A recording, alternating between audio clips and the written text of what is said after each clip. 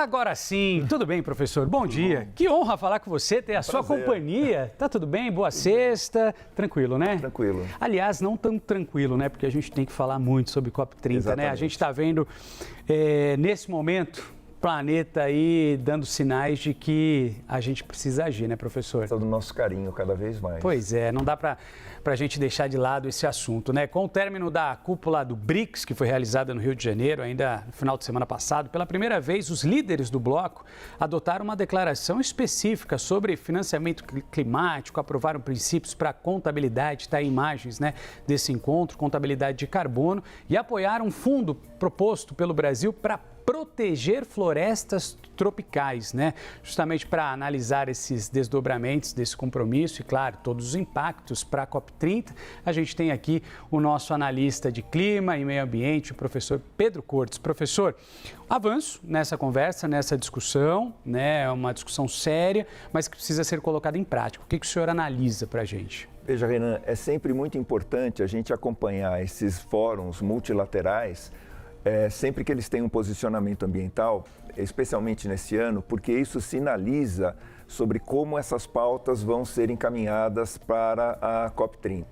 No caso dessa resolução dos BRICS, né, houve aí três itens que chamaram bastante atenção. O primeiro deles é em relação ao financiamento climático, né, tem sido um item recorrente nessas reuniões internacionais, mostrando ou chamando à responsabilidade os países desenvolvidos, que são os grandes responsáveis pelo acúmulo de gases de efeito estufa ao longo de várias décadas.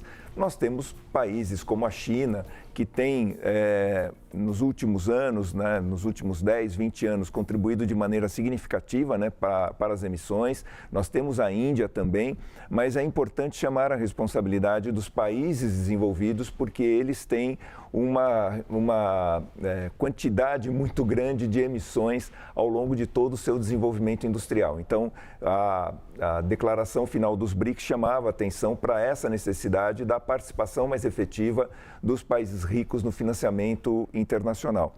Teve outra questão bastante importante que foi relativo à contabilidade de carbono, ou seja, como é que a gente vai internacionalmente equalizar, né, equilibrar essas mensurações, porque é muito fácil falar assim, olha, eu estou reduzindo em 20%, 30% minhas emissões, outros países que vai reduzir em 40%, mas com base em qual metodologia de cálculo isso é feito. Então, foi uma iniciativa no sentido de tentar organizar parâmetros internacionais que sejam comuns para os diversos países, de tal forma que a gente possa fazer algo comparativo.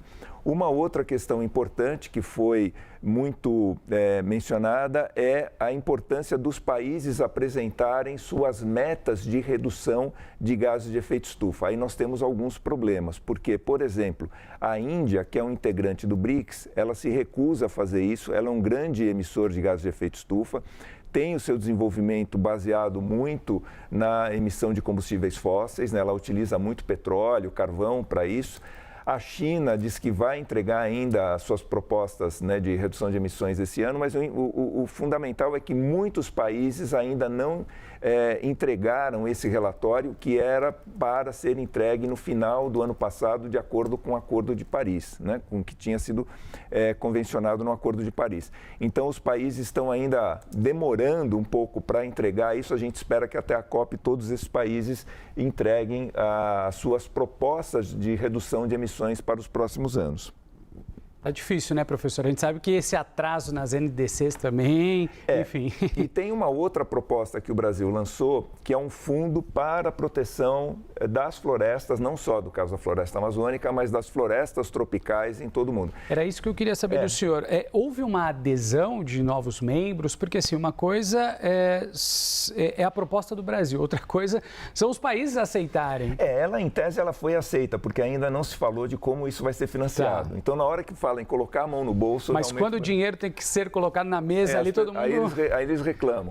Mas a ideia é que, em linhas gerais, esse grande fundo internacional, ele funcione como fundo da Amazônia, né? Onde você tem o Fundo Amazônia, ele é gerido pelo BNDES, ele é totalmente auditado, ele tem contribuído, né, tem recebido contribuições de diversos países e tem contribuído muito para o desenvolvimento de projetos em prefeituras no Brasil, prefeituras amazônicas que têm projetos, por exemplo, uma prefeitura que queira fazer um processo de transição energética, deixar de usar diesel nos seus geradores e passar a usar, por exemplo, energia eólica, energia solar, ela pode pleitear esses recursos junto ao Fundo Amazônia.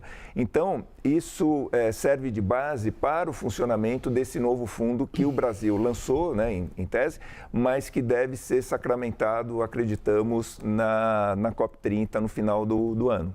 Professor, a gente sabe dessa declaração final dos BRICS, declaração importante, com alguns pontos interessantes com relação à preservação do meio ambiente, já avisando o COP30. Essa é uma discussão que a gente precisa estar muito antenado, que o tempo vai passando, parece que... E a COP30 daqui a pouco... É isso que eu ia falar, parece que a gente está longe, mas não, a discussão ela precisa avançar. A pergunta que eu tenho para o senhor é o que significam esses princípios do BRICS para a contabilidade de carbono, que foram justamente aprovados. O senhor já deu uma leve passada nessas informações, mas essa é uma discussão que ficou muito ausente no ano passado, exatamente, na COP29, né? Quando a gente fala de captar carbono, como é que vai funcionar isso? E essa discussão, ela deixou uma margem muito grande, um lastro muito grande para esse ano, para a edição desse ano, né? Veja, o que eu estava comentando, que a gente tem várias metodologias para calcular o quanto de redução de emissão um país se propõe a fazer, né? Então, a ideia é que essas metodologias elas sejam consolidadas em algo que seja acordado, que seja de consenso internacional, de tal forma que tanto as propostas de redução de emissões quanto os relatórios que vão indicar de quanto foi essa redução sejam facilmente comparáveis. Porque seria equivalente ao seguinte: eu faço um orçamento em reais, o outro país faz em pesos e, bom, qual é a conversão de um para o outro? Se você não tiver uma tabela, vamos dizer assim, de conversão, esses orçamentos eles ficam difíceis de serem comparados. É basicamente isso. Então, qual é a metodologia que nós vamos adotar internacionalmente, mesmo que haja diferença entre essas metodologias, como é que elas vão ser comparadas entre si de tal forma que eu possa chegar ao final de 1 ano, 5 anos, 10 anos e falar assim, olha, aquilo que eu me propus, eu efetivamente fiz e o outro país avançou mais ou avançou menos em relação àquilo que eu tinha proposto. Então, a ideia é criar uma metodologia uniforme que possa ser adotada internacionalmente e possa ser permitir facilmente essa comparação entre os diversos países.